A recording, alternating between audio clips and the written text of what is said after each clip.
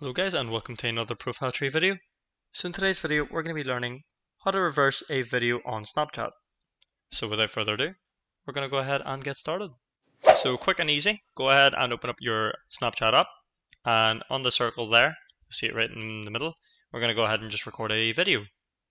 So we'll just move it left to right, and then we'll probably go up and down on this, left to right, and then right. So once you're done, all you need to do is on screen just flick to the left. So go ahead and flick to the left, you'll see all the filters.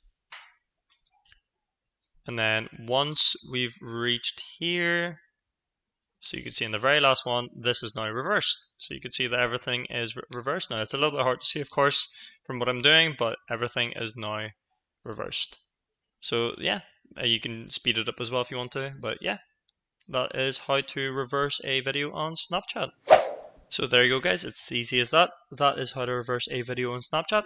If you guys enjoyed the video, please do leave a comment in the comment section below. But other than that, I'll see you guys for the next video. Thank you very much for watching.